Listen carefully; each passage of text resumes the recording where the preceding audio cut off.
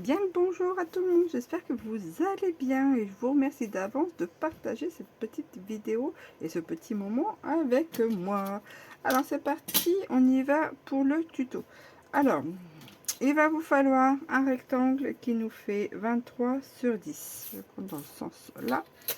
Sur les 23, on va déjà faire un premier pli à 1, à 6, à 7, à 12, à 17 et à 18. Ensuite, là où ça va être un peu, bon, je dis pas, c'est pas embêtant, mais où là il va falloir suivre, c'est qu'une fois qu'on a fait nos plis, eh bien, on va mettre notre feuille dans ce sens-là. Ouh, je bafouille. Avec le pli de 1 cm vers le haut. Ce qu'on va venir faire, en partant du bord gauche, eh bien, on va, je suis embêtée avec mon stylo, faire un petit marquage à 4 et un petit marquage à 6.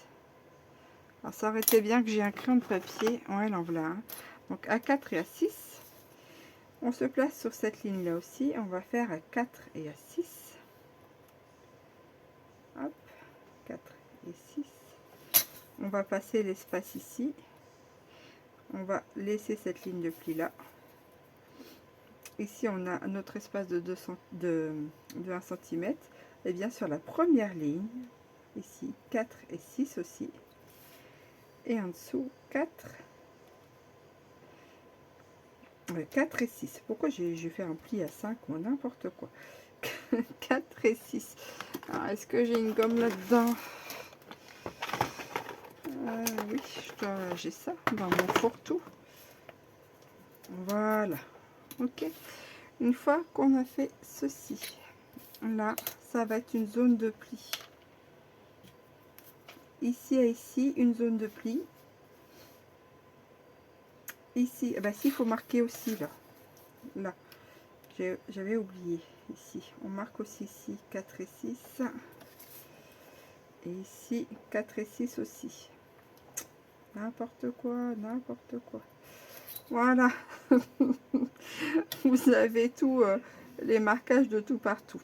Ah, première, deuxième, troisième, quatrième, cinquième et sixième. Bon, maintenant qu'on est OK, eh bien, on va prendre les premiers marquages et on va faire une zone de pli d'ici à ici. Mais on laisse la zone des 1 cm. On ne vient pas marquer le pli à cet endroit-là. On marque le pli là, le pli ici, on saute les 1 cm et le pli jusqu'au bout. D'ailleurs, j'ai oublié de me refaire des marques jusqu'au bout. Oh, décidément, Mazel Tov. Voilà. Et ensuite, on fait pareil de l'autre côté. Le pli, marquage de pli ici, on passe les 1 cm. Marquage de pli, tout ceci, on passe les 1 cm et marquage de pli ici. Allez, hop. Je fais mon pli là. Je saute les 1 cm. Je viens faire mon pli tout le long.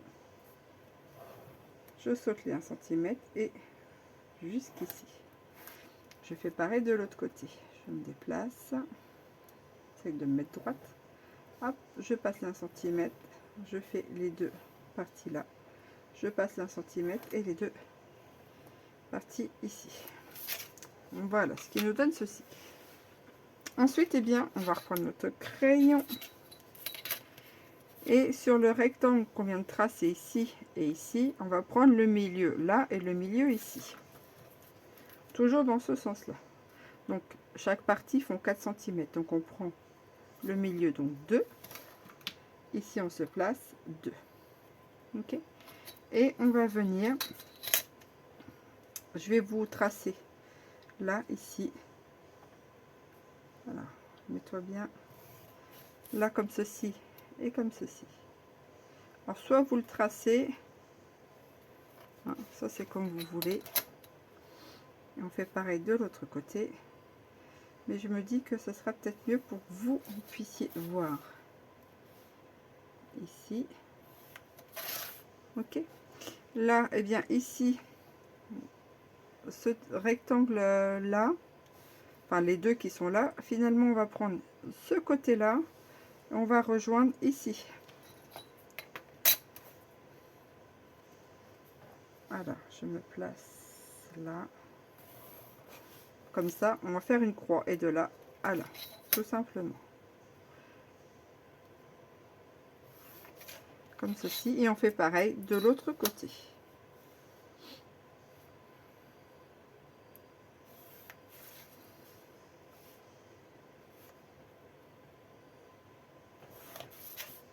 Ok. Et en dessous, ici, eh bien, on vient prendre la moitié des deux rectangles. Hein, c'est la symétrie d'en haut. Et on vient pointer aussi à 2 de ce côté-là. On change, on passe à cette partie-là et on vient pointer son milieu à 2. Et on va venir tracer là, mais à l'envers, ici. C'est-à-dire que la pointe viendra ici et les écartements ici. Mais on ne va pas sur la zone de pli de 1 cm. Hein. Hop.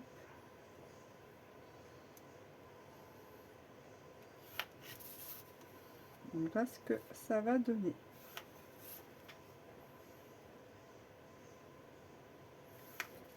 Voilà ce que ça nous donne au niveau des formes. Donc je vais repivoter. La pâte de collage ici de 1 cm va venir ici. D'accord, à gauche. Et ensuite, eh bien, on va enlever des parties. Donc on va enlever cette partie-là. Toute cette partie-là. Cette partie-là. Et on va enlever la symétrie. Donc ici, cette partie-là et cette partie-là. Sachant qu'ici, eh bien, on va prolonger la pâte du triangle. Vous voyez, sur la languette là. Et ici aussi. Hop. Et maintenant, on va venir découper tout ça. Alors, est-ce que je fais au cutter ou au ciseau? Je sais pas. Allez, je vais prendre le cutter. Hop.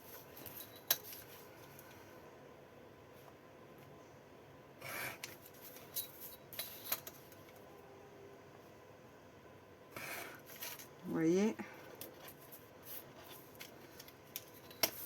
ça fait ça.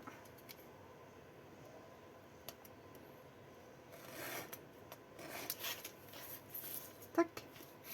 Je fais pareil en bas.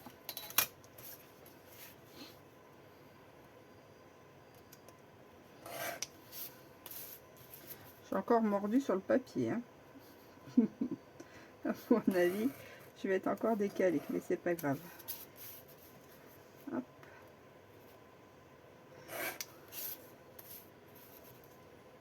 Cette partie-là. Voilà ce que ça donne. Ok. Et les parties qui ont été tracées là, eh bien, on va devoir aussi les marquer.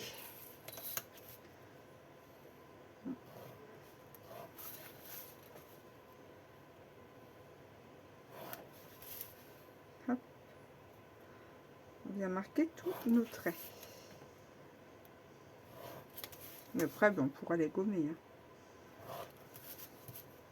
Ça passe un peu plus propre.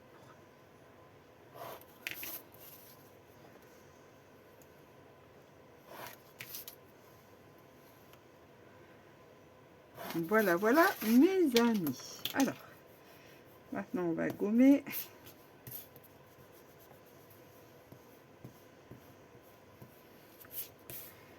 Et vous avez... Hop là, tiens.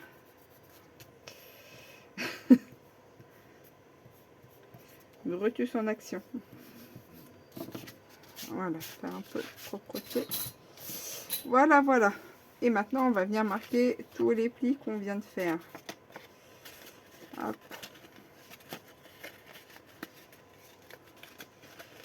On s'amuse à marquer tous les petits plis. Voilà, les plis aussi. Ceux-là, faut pas les oublier. Celui-ci. Ensuite, on a celle-ci, celle-ci, celle-ci, celle du milieu.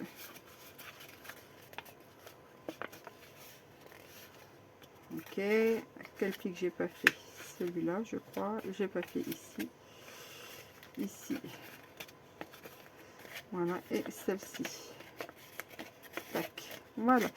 Et maintenant qu'on a fait ça, eh bien, on va prendre notre petite patte de collage ici. Ici, ça va être le milieu de notre pièce. On va plier, vous voyez. Et ici, eh bien, la petite patte de collage, on vient la rabattre. On regarde avec le pli là que ça ne vienne pas trop gêner, vous voyez.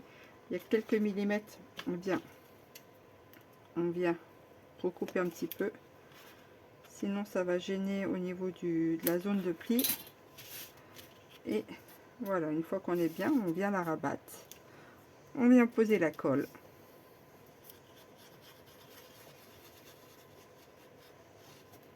Et on vient ensuite, eh bien, ramener ça au bout. Voilà, et normalement, si on a bien fait, on est droit de tout partout. Ah oui, mon... Voilà. Tac. On va attendre que ça prenne un peu. Alors moi, j'ai encore découpé ça de travers, évidemment. Hein. Ça, c'est tout, moi, ça. Ça dépasse un petit chouïa, mais oh, c'est pas grave. Voilà, et une fois qu'on a fait ça, ça tient là, eh bien, on va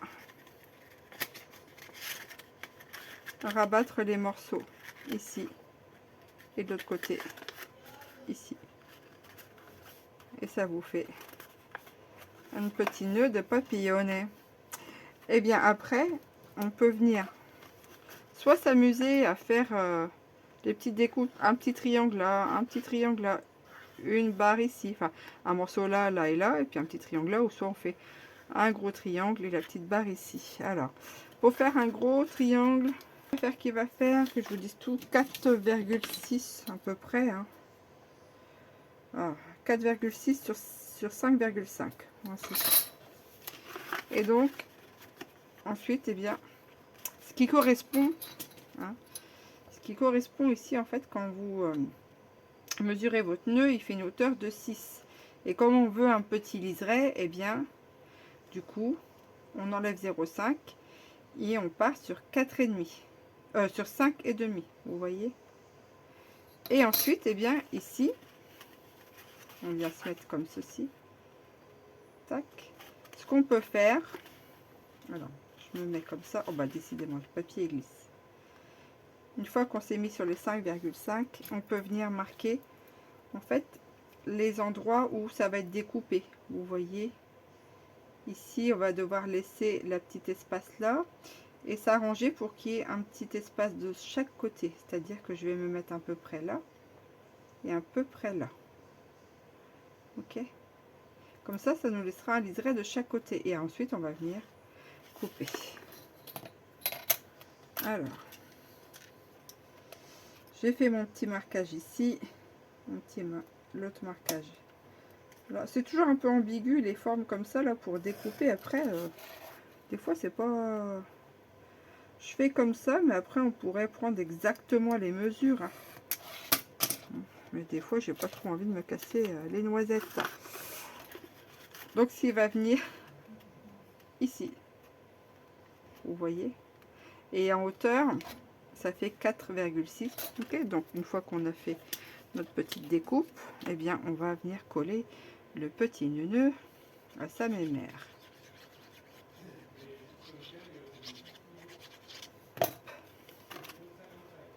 Tac. Et tac.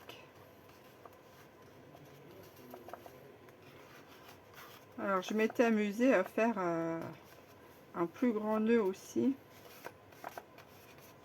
Hein. Après, il suffit de réadapter les mesures si on veut en faire un plus grand.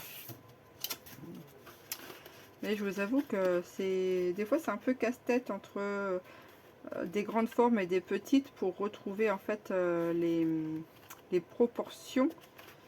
Hein. Une fois, j'ai l'impression qu'il faut faire des maths. Et je suis pas forcément très à l'aise avec ça. Des fois, je m'arrache les cheveux.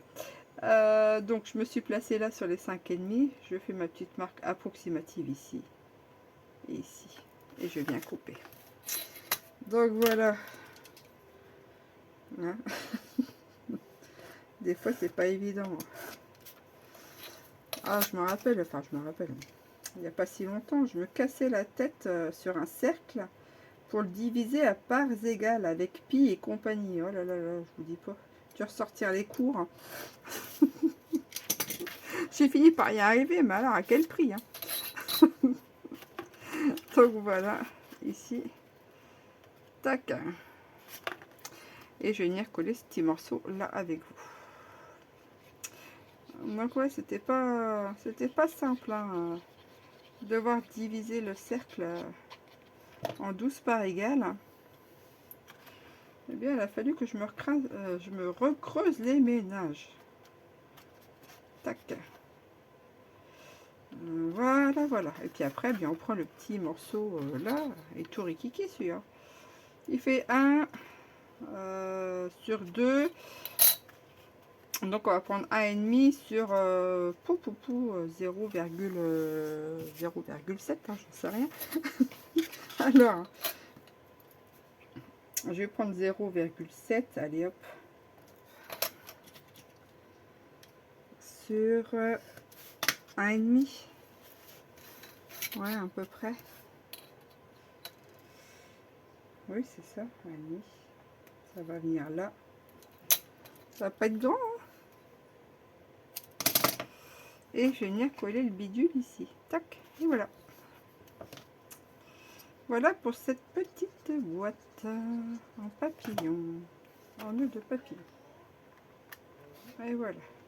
Allez, colle-toi là, Germain. Voilà, voilà. Regardez-moi ça, comment c'est petit beau. Hein?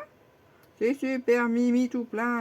Ah, puis après, si vous voulez vous amuser, hein, vous pouvez remettre ici et ici. Hein. Hein, c'est le même principe de calcul que là. Hein.